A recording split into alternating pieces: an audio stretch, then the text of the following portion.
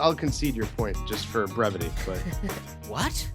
Brevity? We don't do that around here. It's probably No. Citrus, or what is a Capital One Bowl? It used to be Citrus Bowl, right? oh my Capital God, One. dude, where have you been? I just like the real name. It hasn't been the Citrus Bowl since like what 2002?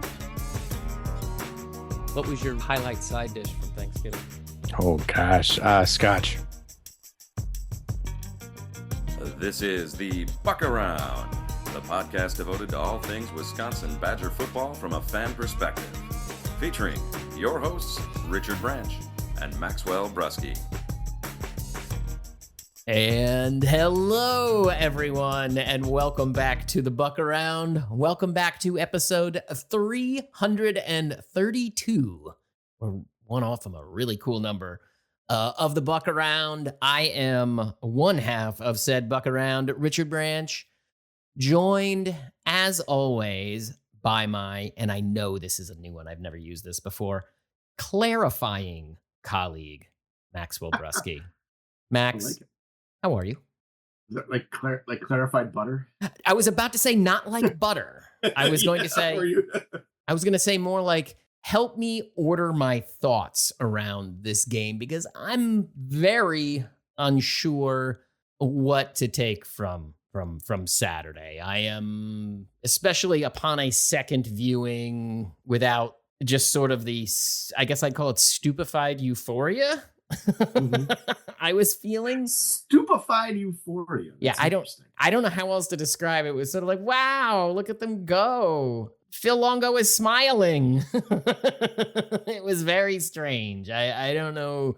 I'm still It trying was. to figure It it was. out. But So two things I had to say is going to the game. It was this was like the first time I'd been back in the South End Zone, which was awesome and fun, and it felt so good to be back. But I was back watching it live as opposed to watching it on TV last week, which I really enjoyed and got to get into. You know what I mean? Yeah.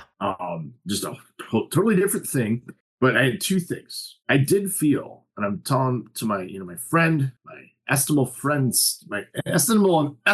and old friend Steve, went to the game with it during the week. I'm like, I feel like they're going to explode. Like I had that feeling. And this was kind of after we recorded too, as the week went on, and kind of the vibe, especially, we were talking about media availability. Like the vibe that I got after last week was like, it's so close. We did so much stuff right. And then whatever happened in the second half, I think they felt like it was uncharacteristic for how they're feeling anyway. Okay. So I felt like they're going to explode, which is actually exactly what happened. And during the game, though, especially in the first half, and we're going to get into this talking about young Braden Locke. I think it's still going to be young Braden Locke for a little while. That I said to Steve, I'm like, you know what's going to happen? They're going to hang 40 on these guys, and every bit of it's going to feel like a struggle or an accident. and that was like the first. The Vinny Anthony touchdown, I felt like that was an accident. The CJ Williams catch, I felt like that was an accident. The second half was a little, that's a little bit different. I think they, and Purdue clearly started making business decisions. you think so? Not that they were that good anyway. Yeah, especially once you guys start to get into 35-6, right? Once it was past that. Well, no. Does that clarify it for you? At least, because I don't know if that helps, but I felt like that, and I felt like that was borne out. Let me put it this way. I didn't think they were going to score 52 or lay a big number necessarily. Yeah. But the part I'm still stuck at is maybe the part that I'm trying to clarify in our discussion is I don't know what this game means for me yet. And I don't mean like, oh, time will tell. I mean, quite literally, I don't know what to take from this game.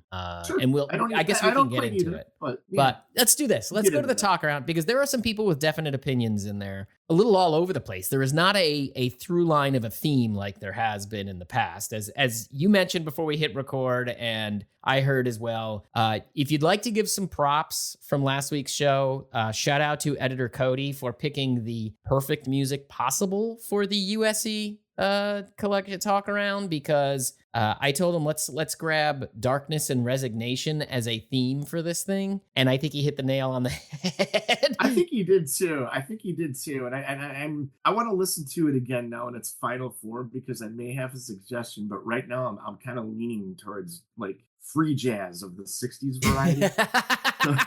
quick Coltrane ascension period. All right.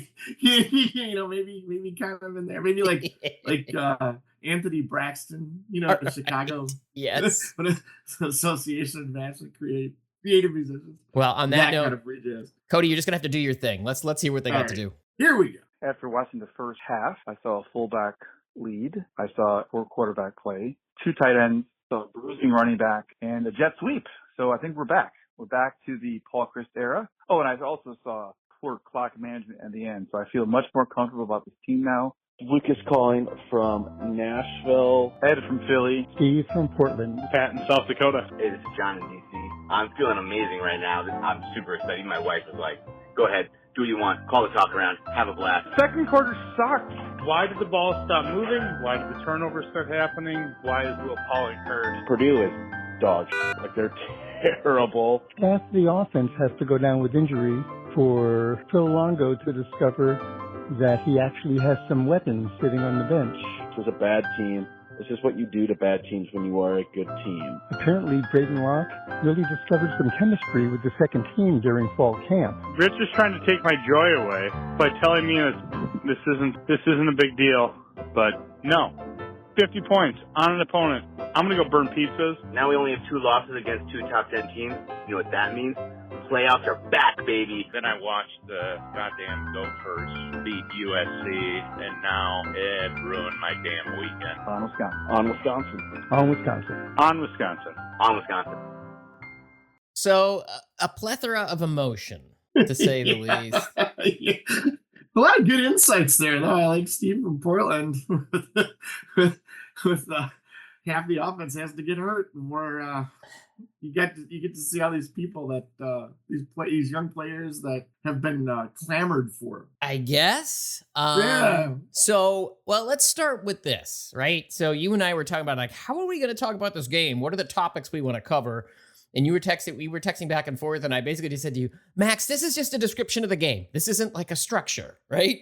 And I am struggling to figure out a structure for this. And so we basically just said, we'll ask ourselves a series of questions. And I actually have one that I feel like we have to get to before we even get to the game itself, or maybe it's tied into the whole game. Mine for you is this: how bad is Purdue? Like, how bad? Because I was watching the game and I think I tweeted, like, this is the worst team since 2022 Northwestern. And I don't know if you remember that game, but the way I described them was it felt like they were playing with 9 players on defense. You're just like, there's just guys running free there's nobody around. Like, where are they? They don't know what's going on. But then as this game went on, I think this team might be worse. Like, at least in this one game, like, this might be the worst conference opponent I've seen them play. Like, what was the worst team before that one? That 2022 Northwestern that you can think of? Like, one of those Rutgers teams with Kyle Flood? Oh, yeah, maybe.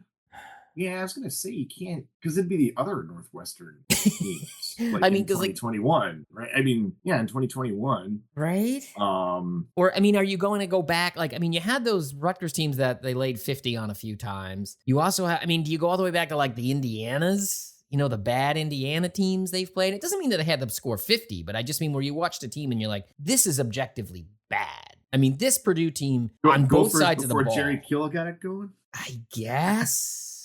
Right? Like, what is it? Tim Brewster Gophers?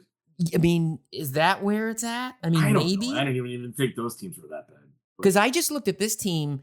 I mean, they were just doing some things that I said, oh my gosh, they look like they don't even know what they're doing. I get, okay, you fired the offensive coordinator, so maybe this is like the trough. And then, this is just like, okay, you're giving this game away to try to get to some semblance of competence by the end of the season. And you're building for year 3 of Ryan Walters, I guess. Yeah. But the offense, I mean, like, they got, what was that? I mean, there's a couple plays on these short yardage runs where, everyone got mad at the Badgers for running out of shotgun. And I watched them run out of shotgun on a short yardage play. And I'm like, no, that wasn't the shotgun. Like, the tight end came across the field and then just watched a guy run by him. Like, literally watched, I think it was Jaheim Thomas. Or no, I think it was Pius. just run right by him. He's just like, oh, there he goes. And he's going to tackle a guy behind me. Like, that was his job. And he just didn't do He anything. just blew it. And you saw guys on the defensive side of the ball just kind of stop playing. Like, they would be in coverage. Jake Butt, who, as a side note, I really liked him as a color guy. I think I've seen him once or twice before. And he was good in what would have been a very kind of like ho-hum game otherwise. He did just kind of just objectively say things like, on the Tretch touchdown, it's like Yanni Karlaftis just left his zone. It was the weirdest thing. I mean, straight up, one of the weirdest things I saw was they're sitting there, they rush 3 and they're dropping 8, right? Mm-hmm. And he's kind of like the mid-center field guy from the linebacker spot. And 5 seconds into the play, he just decides he's going after Braden Locke.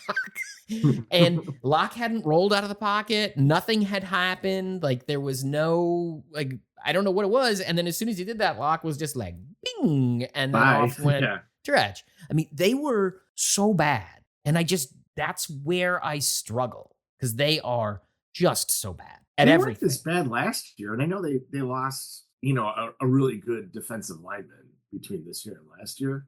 But I don't know how much else they lost. Like, how much? It's not that different of a team, is it? No, that's what I mean. They lost a receiver. I don't remember, it wasn't this bad last year. No, but it's real bad. So that's the thing that's sort of like, not to belabor it, but sort of hangs over top of everything here for me that makes it so hard for me to clarify, Max. Not like butter. Well, and I was trying to think of something comparable too. Like, so last year was when Indiana beat Wisconsin. Were they bad? This bad? I mean, they did fire their coach. It was still Tom Allen, right?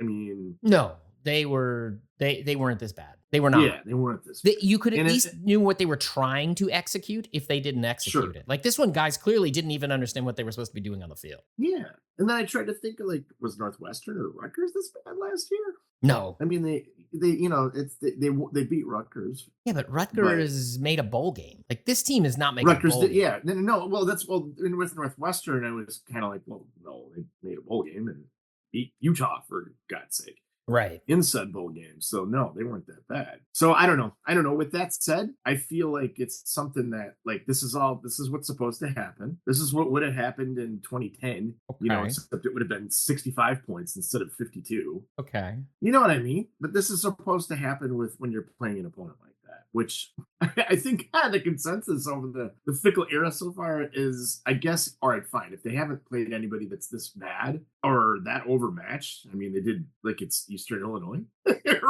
I think that was no, it wasn't. Whatever was the opening game last year. And I think they, but even the then, FCS team. Yeah, right. It was no, it was Buffalo last year, but you're thinking was Buffalo the opener, Buffalo and Georgia State. Yeah, it was Georgia Southern. So they haven't had anything. Yeah, Georgia Southern. Georgia State, but there hasn't been anything comparable to this, I guess, of that teams that were that bad. No, unless Georgia State and Buffalo were, or Georgia Southern or Buffalo were, and Wisconsin made them look good.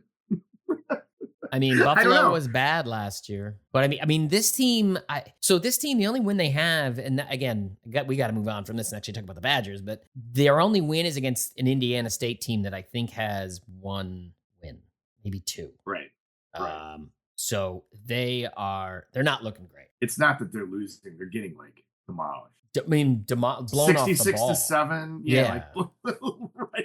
Right. Yeah. So this leads me into my first question, which I think is the most important one to come out of this game, because this is what's going to carry on for the rest of the season, because you did get to see Mabry Matoyer in mop-up time and see him get a dozen snaps or whatever it was. And he's quite clearly not ready for prime time. Like, he's got to incubate, right? Braden Locke is the guy for the rest of the year. What do you make of Braden Locke? And before you answer that, let me preface it by giving you a little statistical nugget of mine, if that's okay.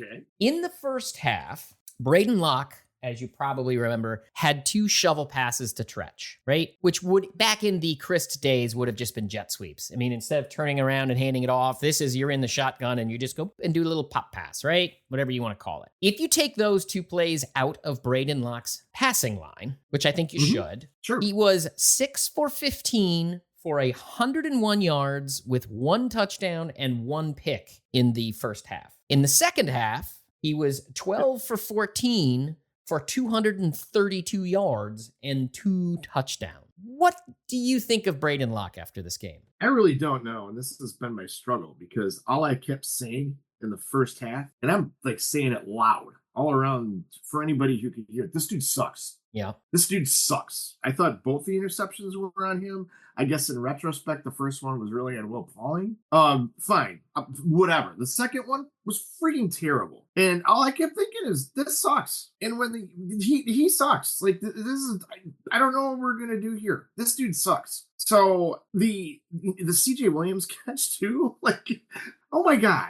You know, that to me was just emblematic. Not the second half, like that whole sequence of plays. And I'm just like, they better get this damn ball into the end zone, or these people are gonna freaking howl. So that was kind of my mindset. Now, you know, it's, alcohol played some parts, you know, but like the second half, I even said, like, watch, they're going to hang 40. That was at the beginning of the game. So as far as the second half goes, I still thought that was all struggling. The second Trutch touchdown, I mean, that's a receiver making a play. The ball's thrown. It's a good throw. But that's not, I don't know. So much of this stuff is like, this is the kind of crap that Locke, I thought he would have been doing in the second half. This kind of stuff I thought he would have been doing for the last 10 games. Or whenever he's played, or this is how this offense is supposed to work. And it hasn't. He's missed passes. The guys haven't been open. He's made bad decisions. I don't know.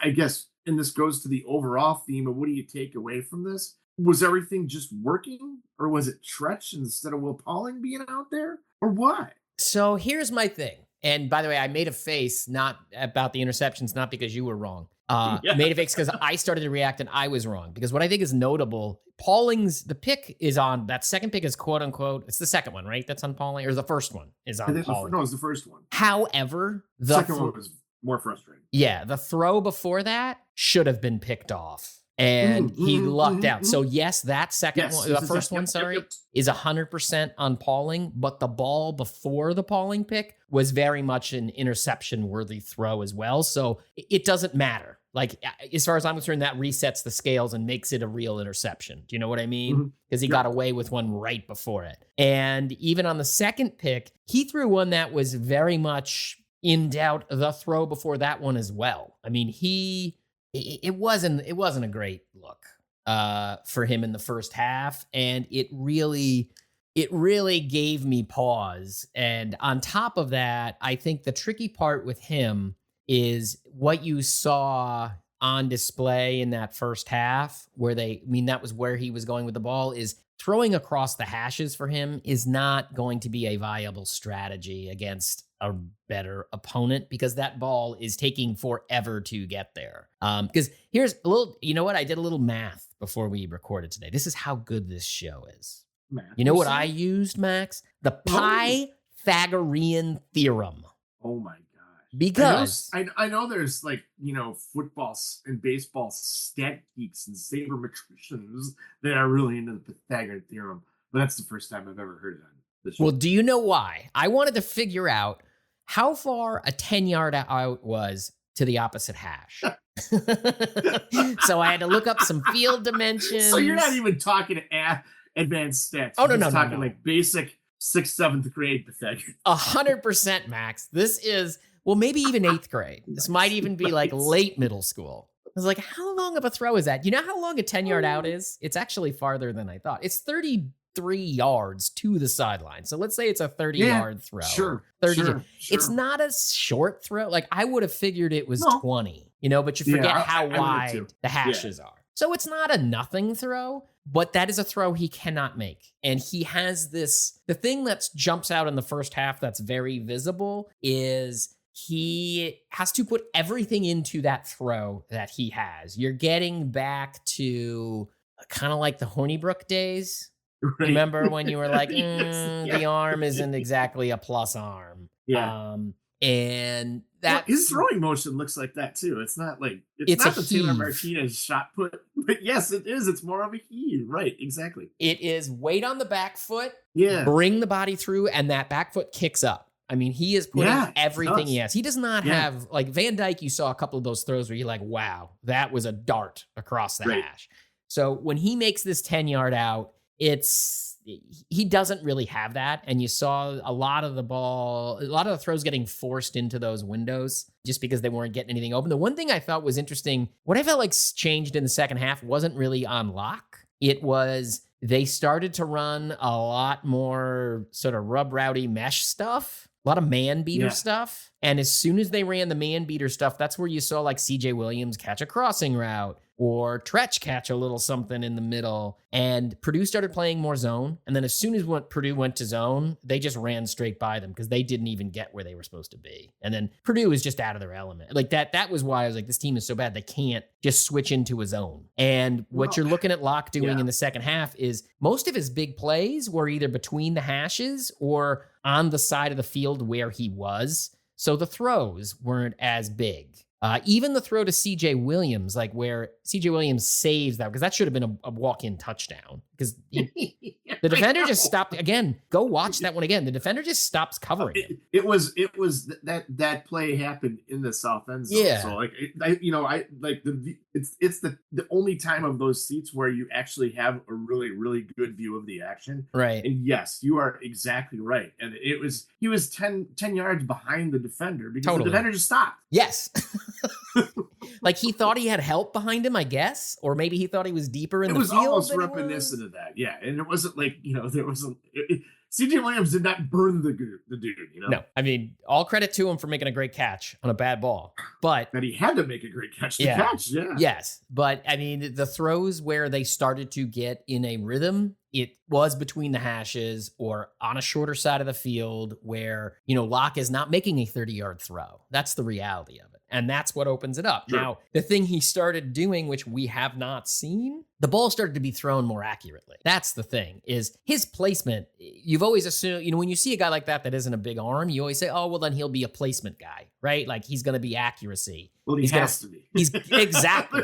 Or if he's going to be on scholarship at a Big Ten school, he has to have that. So you got to this point and you're like, well, where has that been? Because it hasn't been there. And like the pick he threw to Tretch, the ball's behind Tretch. That's not really on Tretch, so to speak. And you're like, okay, I don't really understand things. Or where he's not on the same page with Vinny Anthony on that one drop. That was even when they were up, where he kind of does this little rollout and Anthony sort of stops and sits down in the zone, and he throws it as if to lead him a little bit so he can just keep going. And there's some placement issues there that you go, is that placement or is that a chemistry thing where they don't really understand how much they move? To go back to what you mentioned with the talk around, like receivers play a little more jazz in this offense, right? Like the offense isn't quote unquote complicated, but there definitely is a degree of spontaneity you need and improvisation, especially when the quarterback has like 9 seconds to throw and you're just running a scramble drill.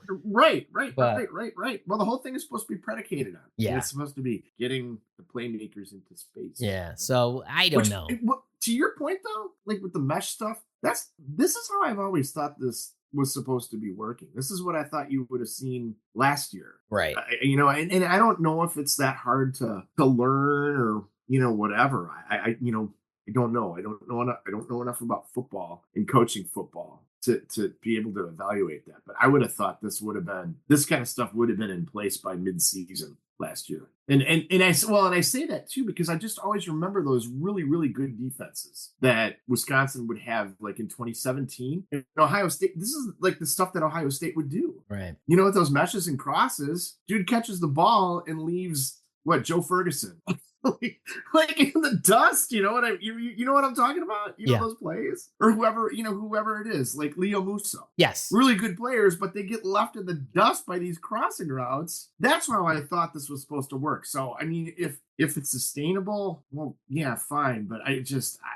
one game against a bad team it's hard to take much from that, right? Agreed. Isn't that where we're at? I hate to say that, but I don't know. I mean, I think if you're doing something else, I think you're just being a little Pollyanna. The only thought I would have, or like if you're looking for a positive with Locke in the passing game, yeah, would be, and I'm going to confine it to that, yeah, that it did feel, and it's something you mentioned last thing, like it did feel like the offense counterpunched. As bad as that defense was, once they were sitting there in that man stuff, which for a year and a half, you have watched them basically end up going, okay, well, we're just going to run these curl routes, and Will Pauling is going to catch a ball on his knees 2 yards short of the sticks as he falls down. Like, that was the offense for a year and a half, except for LSU, right? And in this game, at least you sort of saw like, okay, you know, they're running a rub over the middle, or, you know, somebody will kind of hook and then go, and they got a little burst and they can get behind a defender. The latter, I don't know how much of that, again, is Purdue. I mean, they've played teams with similar athletes to Purdue, so you would think you would have seen flashes of it here or there before, but for the first time, that's what I thought. It felt like, okay, you're seeing a little bit of a counterpunch. And then once Purdue went to zone, they had an answer for that and went fast. I think that's a big part of it, is they did go fast a lot more in this game, which I think kept that defense a little bit on its heels.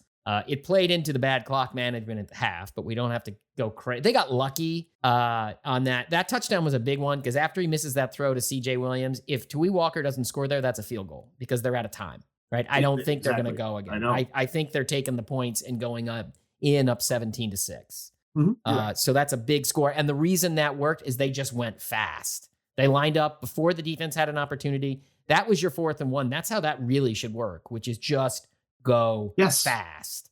Yes. And don't let the defense set, and boom, you hand it off, same play, boom, done, touchdown. And that's really what it was.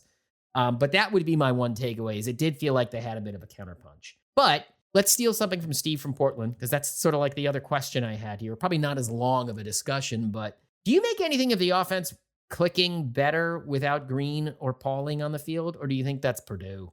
Boy, I don't know. You know, I got to tell you too, I didn't.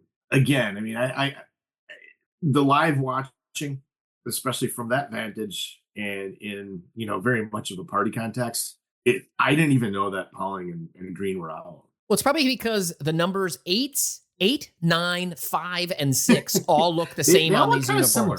I would agree 100% with that. Yes. No, that's not. That is totally accurate. And other than Bryson Green being a touch bigger, like Vinny Anthony and Will Pauling and RJ Delancey, I mean, all look like the same player. They really do. So, I mean, setting that aside, I didn't even realize they were out until I started reading stuff in the post game. I didn't even know.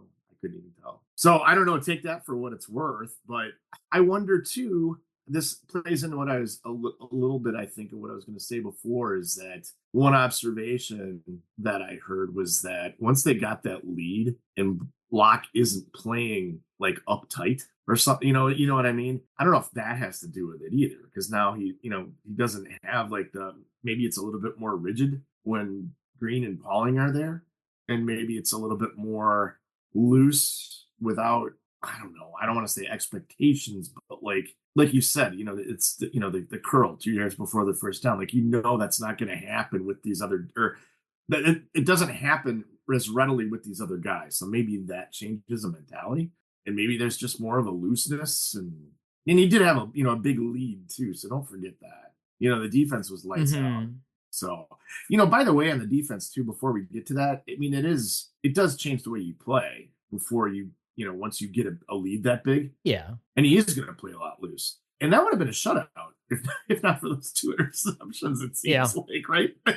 So anyway, but maybe that has something to do with it? I was thinking maybe along those lines, maybe because I do think there was sort of a change in his demeanor. He did seem a little less uptight and a little less, I think the bigger term to me would be maybe not so much uptight, but less hesitant, is without those tenured guys on the field. Like it's less of him having to try to interject himself into a role where he's uncomfortable. It's like being the boss of somebody who's 25 years older than you. I don't know how to think. Yeah, sure. Do you know what I mean? Like in a job. I absolutely do. Yeah. And that would probably be a little bit how it feels for Braden Locke, like he's faking it a little bit. Like I'm the backup and now I'm not, but like these guys they've done a lot. I have not. And maybe there's some of that, but that's an interesting theory that also has some water.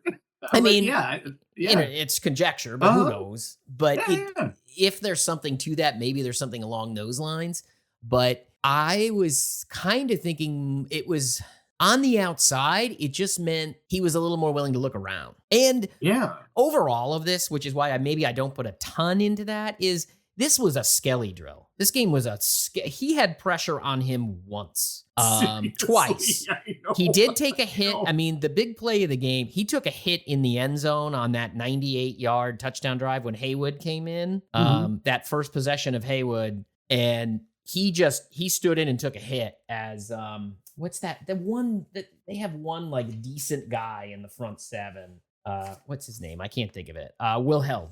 Who kind of looks the part. He's a taller guy, longer guy, edge rushy guy. I mean, I think he ended up leading the team in tackles. But like a Purdue defensive end. Yeah, I mean, he's obviously not to the tenor, to the caliber of the others, but he's not bad. Yeah. And he He's took got the look, though. Yeah, but I mean, Locke took a hit there. Granted, the game very much felt like it was getting away from Purdue at that point. And he had a guy around his feet one other time. But other than that, he could sit there for 7, 8, 9 seconds, and the offensive line just dominated that Purdue defense. I mean, that's really the story to me, I think, with all of it, is the offensive line. That's honestly, and again, it's the opponent, so that plays into it. So it's not like it's something historical, but I have a hard time remembering a game before this one where the story was so much the offensive line warmed up for about 7 minutes of game time and then exerted its will the entire rest of the game. And kind of under the radar on this thing, which I'm using that word, which is loaded for us, but the fact that Kevin Haywood basically almost played a full half of football. Not quite. I mean, I think it was 2 possessions they had before he came in for Nelson. And he played how many snaps? Focus has 42 snaps for Nelson. They have for, where did he go?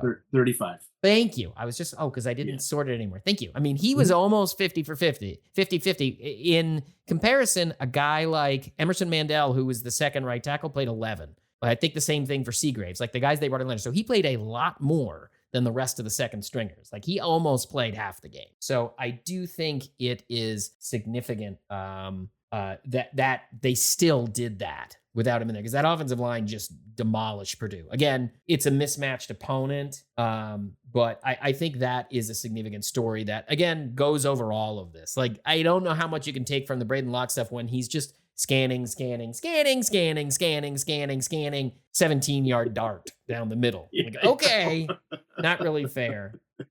You know what I noticed when he's doing that, though, and he's scanning? He's like jumping. Yes. You know what I mean? Which I don't know. I'd have to watch other quarterbacks when they're doing that, but it always seems to me like he's got a feet set issue. Mordecai did the same thing. Yeah, remember? Did he?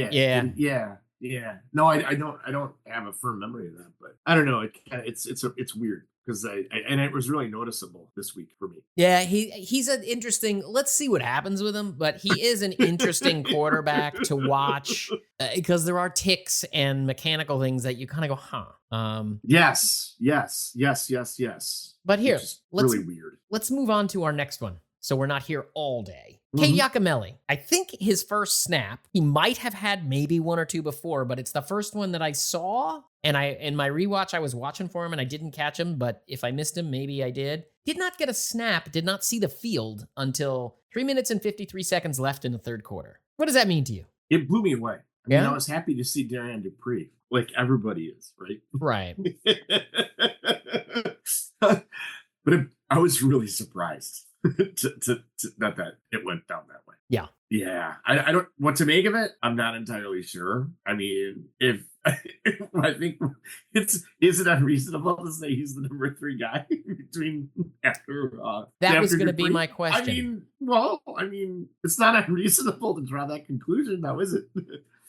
I mean, Dupree played 22 snaps. Giacomelli played 8, including basically the pre-garbage time. Yes. Right. And of course, Chez was already out. Yep. So you didn't, we're not in that mode anymore. And Dylan Jones played 9 snaps to Cade Giacomelli's 8. Right. I think he had more garbage time. He was 100% garbage time. And I didn't realize that Gideon Tuca was on the field. I didn't realize that. He got 2 carries. Yeah. I mean, it must have been at the very end. Very end. I haven't done a full rewatch yet. So, but I did not know that. Yeah.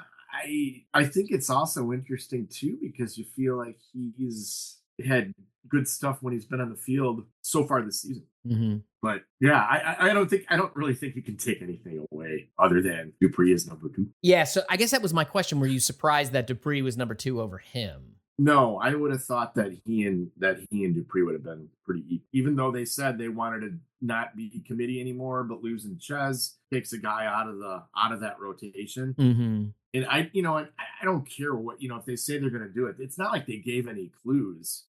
Those stories came out last Monday after the media availability that our running back room is going to look a little bit different and our approach is going to be different. That was before anybody knew anything about Ches at all. Right. You know what I mean? So, and when that happened, they had given no specifics as to what they were going to do. No, they had not. Or who they were, who Fickle was envisioning in those roles. Exactly. So what I thought was going to happen is that you definitely see more of, quote, the freshman, which is generally Dupree. I don't know why it's not necessarily Dylan Jones, because I think he looks pretty good too. But I would have thought that it would have been like kind of an equal dose of Giacomelli and Dupree. But I did think Tyree Walker was going to be like the main bell cow dude, though. I think there's one part there's two things to me. One, I think, Dupree, if you're asking about like what we talked about last week, where I said, well, on defense, I'm starting to see proof of concept or an idea of where they're going. Yeah. Mm-hmm. Dupree is a different player than they've had.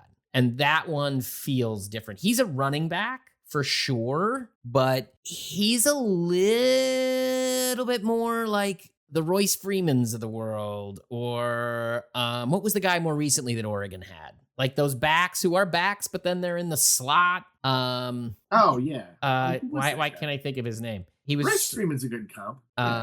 But I gotta think of it now.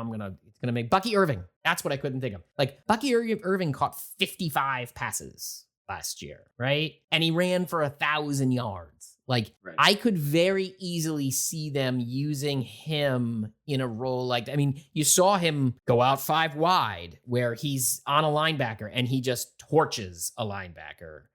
Marshall Faulk. Yeah. Let's not go crazy. Curtis Samuel. Yeah, but Let's stay collegiate. Curtis Samuel. I know. At Ohio State. I know. But like that kind of play where he's like a running back sort of, but you're like, is that really what he is? He's sort of like some kind of hybrid-y position. I don't think Giacomelli... by the way, Marshall Faulk was fantastic at San Diego State too. I know. Just so you know. But I think when we're like, he's got a Walter Payton vibe in the way he runs, we might be, getting in dangerous territory. That's not the best comparison. But Love it. But I did think that's interesting. I think Dylan Jones, I think the answer to the reason why he's not carrying the ball very much, he doesn't pass block yet. They didn't use him on a pass blocking snap yet. He might have been in there on a pass play, but he went out. That makes sense. Yeah, that makes sense. Well, and if you're gonna have to do that in this offense, right? Well, and I just don't think he's ready for that, and that's fine. Yeah, and that's fresh. Yeah, which right? is fine. Like Darian Dupree, it's interesting. They didn't list him as having a pass block snap, but he did. Like I saw him cut a guy, and I was like, oh, he actually helped out on a play. Sure. So I think it's interesting. I think it's still when they really got to throw, you're gonna know it's gonna be Tui Walker because that's the one that they kind of trust to do that, or Acre. But can you see game log wise where Giacomelli fits into that? Maybe that's something. Is the pat? They don't have him. They have him on pat. He has 8 snaps, 3 pass plays, 5 runs, and they don't have him. Game log wise, not just this past week. So what do you mean over the season? Well, is he a good pass blocker? How many snaps is he in? He is pass block. He pass blocked 5 times against South Dakota. He's got 7 pass blocking snaps on the season out of 65. Whereas let's just use Walker because he's played kind of consistently, right? Walker has played 132 snaps and 16 pass blocks. So roughly the same rate, right? Because that's about double the snaps. Figure out what... Take from that what you want, but I just think the reality is it's going to be Dylan Jones eating his snaps. I really do. Dupree. Thank you. I can't talk today. Mm-hmm. Dupree eating his snaps. You've been doing fine. So. Yeah, but no, I think you're right. Yeah, I don't. There's no doubt, but I don't know. I think that's kind of exciting, isn't it? Oh, 100%. It's proof of concept. Yeah. That's what I mean. Like, I see where the offense is going to go. Thing. And I think next year, there's a very real case for the running back room to be Dupree and Jones with Yakimelli sprinkled in. Like that's your room next year because Dylan Jones is a nice looking running back. I mean, he was in garbage time and not even with the big run, just like his vision, the way he hits the hole, his size. He's funny. He looks more like a running back to me than Dupree. Like Dupree's very upright and very tall looking, even if he isn't. He just, the way he runs, he looks bigger. Whereas Jones is a little more slicey, for lack of a better term, to me. Like he's a slice the hole versus Dupree is a charge the hole. But it'd be interesting to see. So yes, that's nice to see. That's a little something. If I was to take something from the game that I feel is a little concrete, it's that. Like I get it. And I get that they're being used differently. What do you take from the defense? Because I'll be honest, I didn't take a ton. Everybody's talking about, oh, look, they got pressures. No. So we're pretty far into a show. We've already talked quite a bit. I think we can cut down on our show length. But I don't really have much other than it was nice to see Cheeks have his name called a couple times. That was kind of cool. I was gonna say, so they had 3 sacks in the game. Yeah, there should only really be one that counts. 2 of them were just like, I mean, Jaheim Thomas just nobody blocked. I mean, nobody picked him up and he just ran straight to the quarterback. So, I mean, yeah, he did it. He didn't stop running. That's great for him. But I kind of put an asterisk on that one. And then Pius, and I actually think the sack that Pius and Cheeks split was the best one. And that was actually created by the defense and it was created by Cheney. Like Cheney actually I think he beat him. And if Cheney caught him, it would have been 10 yards even further back. Yeah. I mean, Card got away on that one. That was a nice move by Card, but still it was a sack. It would have been a 15 to 20 yard loss had Cheney caught him. Yeah. So the rest of them, it's just the Purdue bad offense. But Sebastian Cheeks, I think, is an interesting player to me for, I guess it's next year, really, because it kind of feels like he was interesting. He was in on the dollar stuff they were doing. I mean, if you want to call it that, where they got Daryl Peterson now down as a he's in like a 4-tech with I think it's Elijah Hills probably, sort of in a pass, sort of a dime situation. And then they had Cheeks, and I think it was Lowry in that package. And then he played a little bit in the base nickel, but he can do a little bit of the edge set and the pass rush. Like, I don't think he's great at either, but the fact that he can do both, he's a little more versatile than I feel like a lot of other guys. Like, he's not as good as an edge setter as Witt, but he's a better pass rusher than Witt. Like that kind of thing. Like it's like, how do you want to spin the plates? Like he feels like a guy next year will be more in the mix. And I feel better about where he is now because after the summer and the fall, I was like, that guy's a mystery. Like, where did he go? So nice to see. That's all I took from the defense.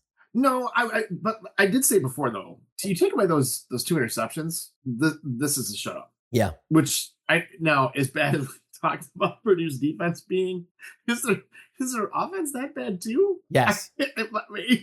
Yes, it is. They got nothing to hang their hat on. So yeah, I mean, I don't have much to say about I mean, there's not much you could draw because once Purdue got through their script, like, I mean, they had about 20 plays scripted and then you felt it. As soon as they got there, it just the game ended. Am I watching it? Yeah, just watching it, you're like, they're done. I mean, they had 2 first downs in the third quarter and 1 first down. They had 3 first downs in the second half. What was their third down percentage? I mean, I don't know the percentage, but they were 0 for 2 in the third and 0 for 2 in the fourth. Yeah. I mean, they barely had the ball. Well, that's what I remember from my vantage. Was a lot of good defensive stops. Yeah. I mean, they had 10 first downs in the game. They didn't exactly. That's not a lot. That's not a lot. That's not a lot. 4.5 yards of play. Not a great day. Right, well, I was going to say, we got one more thing to talk about, right? That's it. This is the one that I think is going to bite them. Yeah, and it will. But before we start on that though, can you plan on having muffed punts? Can you force that situation? Here's my question. Because it sure feels like it, doesn't it? You know what I want to do is we need somebody in the audience who's a meteorologist or something like that. I'll bet we have at least one of those. Can track like early mid-October. If the Badgers play an early game, because the SC game was a noon game in California, right? This game was an 11 a.m. start Central, right? Noon for me on the East. For California, it was the early game, I guess. It's an early game, right? Yeah. It's the early game. Is there something with like where the sun is moving through the sky in the northern hemisphere? If you have a really sunny day, like that thing is just dead high in these stadiums and they're getting blinded because that Purdue, I mean, I felt bad for that. Like he clearly couldn't see the ball twice. And you're like, why are you even trying to catch it? But then also, this is mine. Terrell Henry is straight up terrifying back there. That is my word. Like he's not, the ball is never caught. It's either low. He's been up high with it, catching it up over his head. Oh, it's an adventure. Yeah. And it's an adventure. I at first thought they pulled him for when they switched ends of the field for Vinny Anthony, but they didn't. He got hurt. Like you'll see, it's one of those where they wanted to go fast. Oh yeah. Yeah. He makes, I think it's when he makes a catch and he gets twisted up on, or he's making a block and he gets twisted up and he gets up and he's kind of like limping and he starts to turn to the sidelines and they're like, no, stay, just line up because we're going to go fast. And you see him kind of just bunny hop and he can't go. And then he comes out and that was it for him. But Vinny Anthony muffs one into the sun. So next year I need our meteorologist listener, this is theoretical, or someone who's just going to remember this. If they play an early game in October with a clear blue sky, I'm curious if they have issues again. I think that's honestly what's going on in these games. It's just a weather thing. Well, the Purdue guy, there were that's like Dylan Thieneman, right? Like he's like their version of Cooper DeJean. Like he's like an All-American level player. I mean, he's a good punt returner. He's a really good punt returner. The thing was just mind blowing to me. Is what especially when the first one happened, fine, but then because it was the first one he was able to get on top of, I think, and then it was the second one that he lost. Yeah, I think that's right. I think so. But I'm just like, talking to my friend, and like, how many times has a muff punt by the other team like changed the game for them? I mean, I can't remember a season like this one. And had they won against USC and not had another muff punt go against them, that changed the momentum of the game, clearly. I know. Like, if they would have won the USC game, that would be the play that you would look at and be like, yeah, that's they were able to keep it going after that, but that would have been the play that you would have looked at. And do they lose against Western Michigan if that muff punt doesn't happen? I don't know, but I don't know, but you could, so I don't know. This one probably doesn't change, but either way, I mean, it was still in the beginning of the game when the game was still kind of, relatively up for grabs, and you still had Braden Locke throwing interceptions. Yeah. Every other drive or worse. But I think the reason I brought it up was they need a solution back there because I'm not comfortable with either of just those since guys. we were talking about it, there's a lot to talk about in there, and Bertram's has done he's been pretty good this season, as it turns out. Yeah. But no, I totally agree with you. I mean, I don't know if his workload is down, does a guy like Giacomelli get a look? But he doesn't really strike me as a punt return type because he's more of a cut go than a shifty guy. But I just think the biggest thing is he's kind of big too. He is. Like I think he's Hunter Wohler can do it. You don't want Hunter Wohler. No, exactly. But Giacomelli, I think, is bigger than Hunter Wohler. I feel like I just think, but I don't care what their body is. I just think you need a guy who's not going to drop the ball, and you got to find that. Who cares if they're not ideal? No. I agree. As somebody else would say, the whole point is that when the play is over, you have the ball. That's the minimum. Yep. When the play is over, you have the ball. And Vinny Anthony is having similar issues to Terrell Henry, and he's also, I think, just going to be playing more. Period. So I don't know that you need him back there. So only other things I did want to talk about before. Wait, should we? Do you want to stay on the game and finish the game first? Want to do under the radar? Yeah, that makes more sense because those other ones I think are a little more broad. I think that's a good point. Let's do that. Let's do under the radar player of the game, and then we will circle back to sort of the off the field stuff leading into this game, because I do think it, even though it feels like ancient history already, it is worth talking about. All right, I'm curious. You have mentioned my under the radar player of the game already. I guess I have to go first this week, right? I think you've been going. It is, yeah. I'm gonna go. Since I get to go first, I'm gonna go with Cheeks. That was mine. Yeah, I know. That's my list. Yeah. If he's your one, I have a 2. No, not necessarily. Okay. I mean, no, he was the first one that popped out of my head. Yeah. And mainly because I just remember when he had that snack, they didn't call out, who did you share it with? Pius, I believe. Pius. Yeah, they didn't call out Pius's name that I remember, but I remember hearing Cheeks and I'm like, wow. And I even, exclaimed loudly, Seabass. ass, right?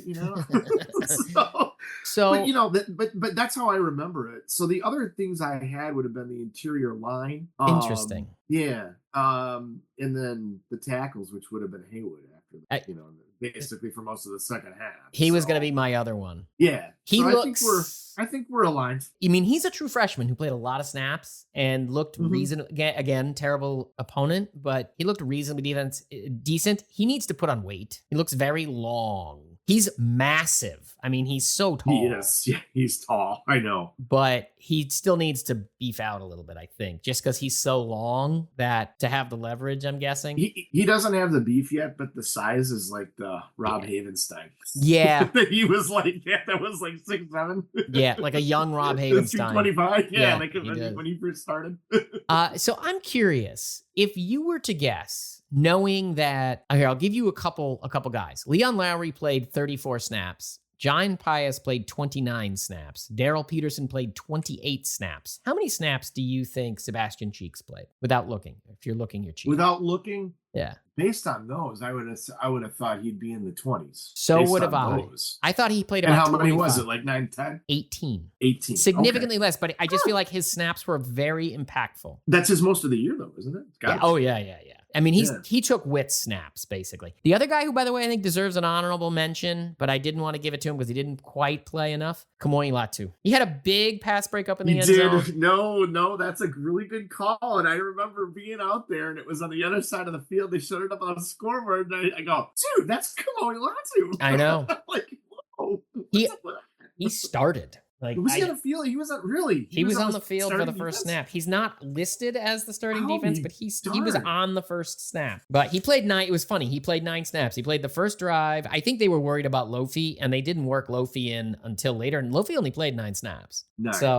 They limited him. And then as soon as it got out of hand, they just took him out of the game. But I do think that was interesting to touch on. So did want to touch on a couple before the game things because going into this game, I mean, last week, people were freaking out. The sky was falling, right? I mean, people were freaking out about this team, and it was the end of the world. And, like, we had random players coming out of the woodwork, ready to, move this team to FCS. I don't know. But I did want to touch on a couple things going on. One, the Ches Malusi thing. What do you make of the Ches Malusi thing? Well, I've said it for the last 2 times we've been out here. I'm done with Ches, right? Right. But I didn't think that was going to happen. I didn't mean like, get the hell out of here. Yeah.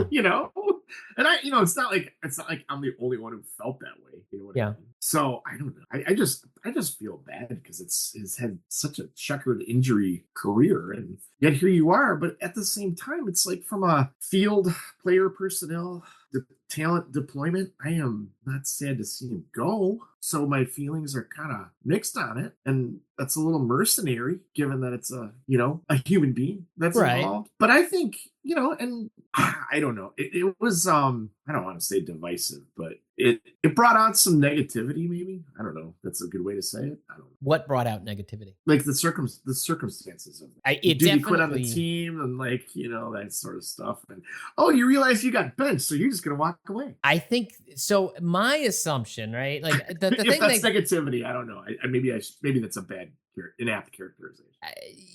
The read you make is the statement they put out doesn't make sense, right? I mean, he's walking away to focus on the guy led the team in carries going into. No, the statement doesn't make sense, but it's very much in line with general 2024 word salad, and that's what PR does these days. So that probably didn't. Oh, I understand that. That's right. But I mean, we're going into this saying this likely was some sort of separation. Right? We don't know the details of it, what the story is. There was a separation, a parting of ways. To me, what I think is significant about it, I think on some level there was, again, tying into Fickle last Monday, a week ago today, when he said, we got to have a 1A, 1B, and then a spare go, sort of mixed in there. Right. The pair and spare. Right. He did. That's the only specifics he's provided.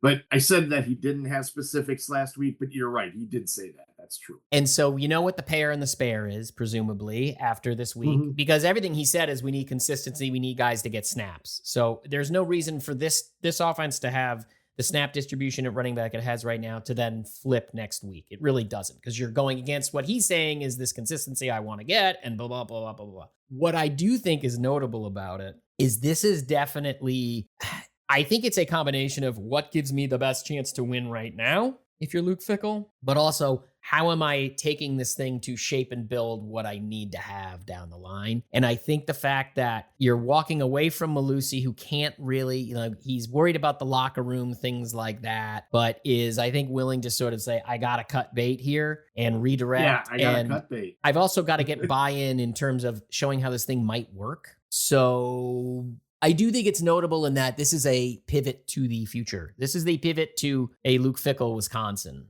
on a certain level. And I'll be interested just to see how it shakes out. I think so too. And I have that sigh because, like, for myself, this is absolutely what I wanted to happen. I didn't think it would happen this way. I didn't think it would involve the guy like stepping away from. But this is exactly what I wanted to happen. As far as you know what I mean?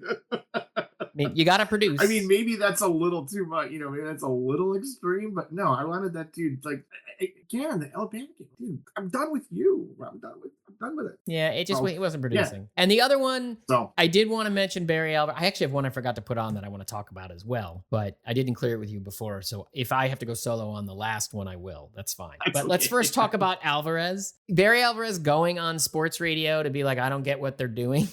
to paraphrase. I don't want to dwell on it. You and I talked about it. I think anybody with any level of rationale, I just don't want to dwell on it because I think it's not good. It doesn't make any sense. No. It's self-important. It's immature. And when you're retired, then stay retired. Yeah. Like you're not in the situation anymore. And like I said to you, I'm like, Mac needs to tell him to knock that crap off.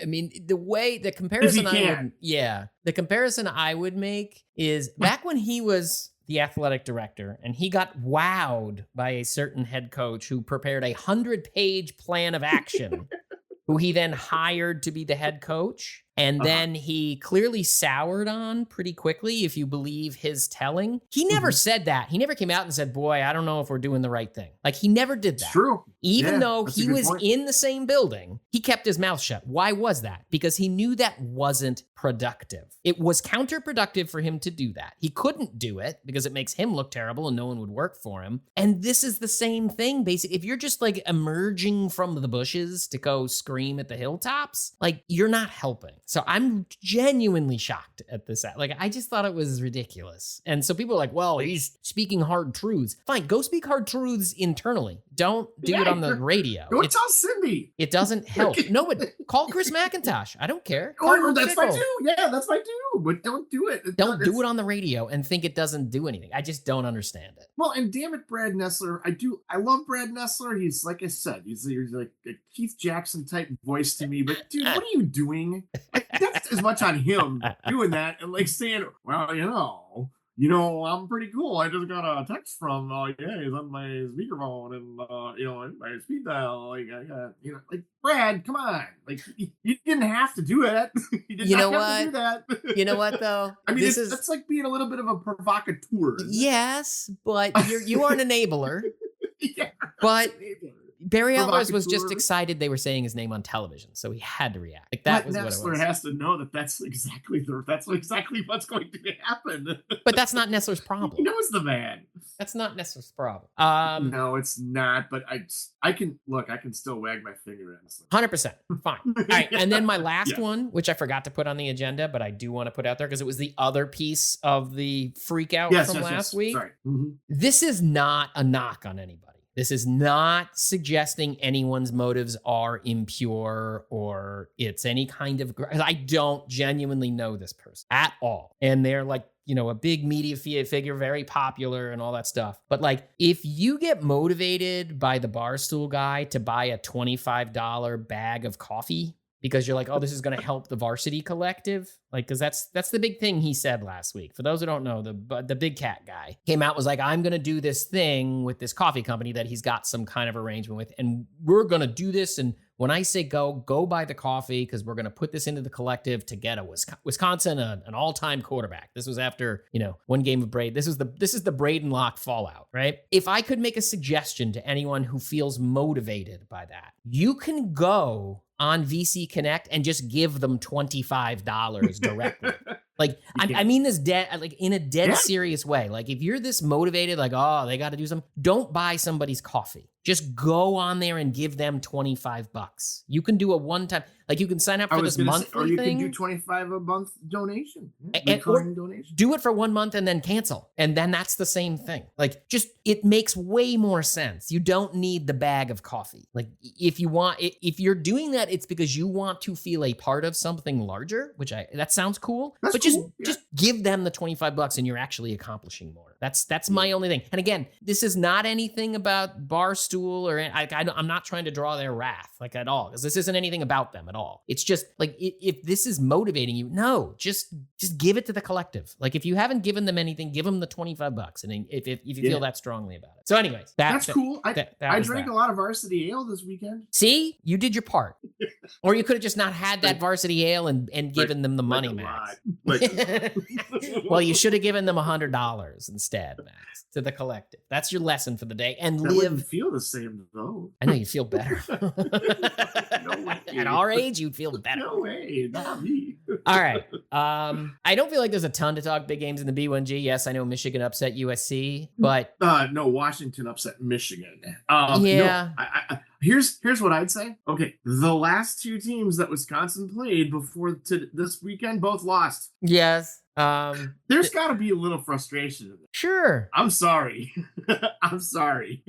And this is not regular Vandy. It's not typical, black and gold Northwestern. Okay, this isn't typical Vandy team. I think the Vandy team's pretty good, but you lost to Vandy. Yeah. Put that aside, though. Let's talk about the Big Ten. But the point is that when you think about that conceptually, okay, fine. Then it's a little more frustrating because it does tell you, like, you play well, you blah, blah, blah, blah, blah. It can be done. Yeah.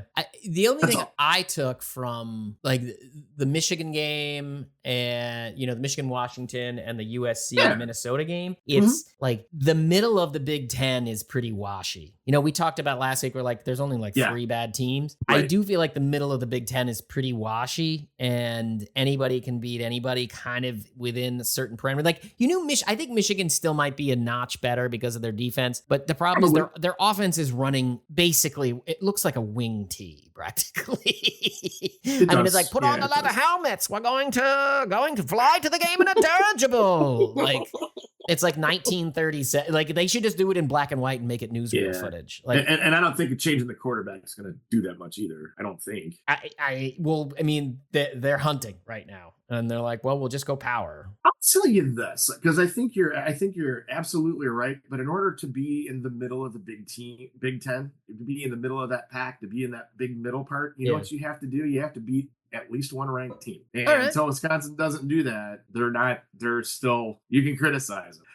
They're not going to have an opportunity until Penn State, or is it Oregon's the 26th, right? Of Penn State, October. I think, is first. Then it's Oregon. Penn State is first. But I could be either wrong. way. Yeah, I can't remember. Either way, but that's the next one. But they have to do that. I mean, there's a reasonable chance that they could be 5-2, 3-1 in the Big Ten when they go into that game. Yeah. Okay, fine. Okay, that's good. But if you get smacked down, fine. If you win and if you beat that ranked team, then you're part of that. Because I think the way it's all going to come down is that everybody's going to have a win over at least one ranked team. Yeah, I mean, and when I say ranked, I mean like good team. You know what I mean? Yeah. And there's no Illinois or Indiana on the schedule. They're both ranked, but maybe they're, how good are they? I don't know. How good is Indiana?